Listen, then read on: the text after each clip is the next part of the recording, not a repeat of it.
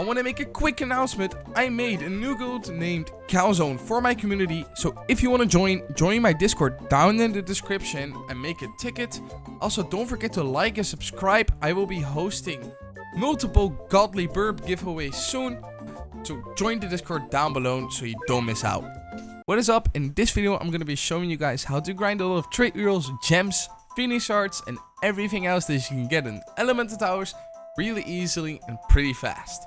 So, there's gonna be 3 important things that you need. You're gonna need to have Sukuna with his own Memoria and Contagious. You're going to want to have enough skill points for the first perk on damage and the keystone on range. You're going to be choosing the limitless perk on damage. This allows you to infinitely upgrade a unit, and as you guys know, Sukuna is really OP with his DOT, so if you are able to unlimitedly upgrade this by bringing free farms, because you can bring farms in any elemental tower, it is OP. And the reason you can bring Sukuna in every elemental tower is because there is a keystone in range that allows you to bring 1 unit of any sort of element. So you can abuse Sukuna in every single tower. You can do this solo, and you can also do it in duo, trio, or squads to make it easier once you reach the higher floors. But this is an insane grind. It will take you a while, and you will still be able to get a lot of resources while you're grinding for it. But once you reach that point, which is definitely doable within a week of grinding yourself, then you will be able to have so many trade rolls.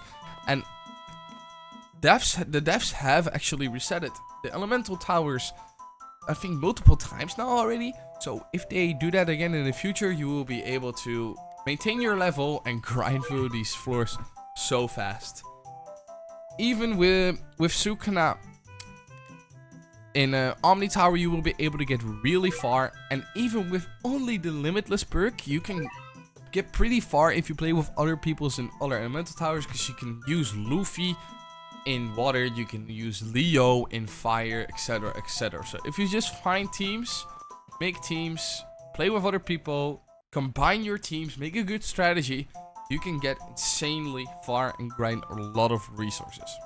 Okay, so I will be going to the other account now and show you guys how to actually play the strategy, and good luck. Alright, I'm on the other account right now, and this is what I've been talking about. You want to have range completely unlocked. You want to have sniper, marker, goggles, and then blending as its keystone. And you want to have limitless, and then if you have more skill points allocated, you want to have ultimate power. And that is pretty much it. I'm in the fire tower right now at floor 33, and this is all you need. You can bring extra fire units for some extra help, because in Spark, for example, you can bring Kafka for the DOT. In Passion, you can bring Reaper for the, what is it called, for the detonation. So in every tower, just try to bring a unit along that makes Sukuna even more stronger.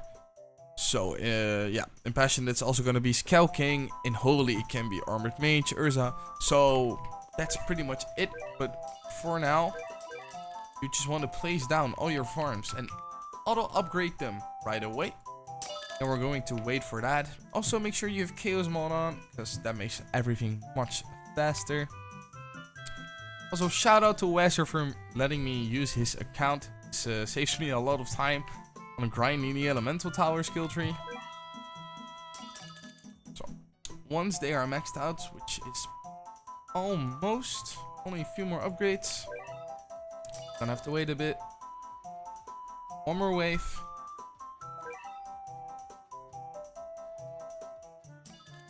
Alright. Then you're just going to put on auto upgrade Sukuna. As you guys can see, I am able to bring him in the fire tower and use his absurd, insane damage to get a bunch of resources every single elemental tower. With this, you can do 10 floors per 5 minutes, probably even faster, and you will be able to grind probably 3,000 rolls per day if you play for a few hours. It is absolutely insane. You will probably eventually get to a point where it does get difficult, so try to find other people that also have maxed out the skill tree so you can play with them. Maybe grind with a friend to this skill tree to the point where you can get this far, because it is really needed that you play with other players to unlock the skill tree faster. So I'm about to beat this Kaido boss pretty fast. I actually forgot to equip Sukuna himself.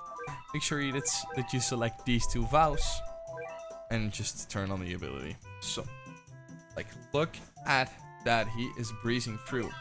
Also, when he's maxed out, you have to press auto upgrade manually in order for it to upgrade past its limit automatically.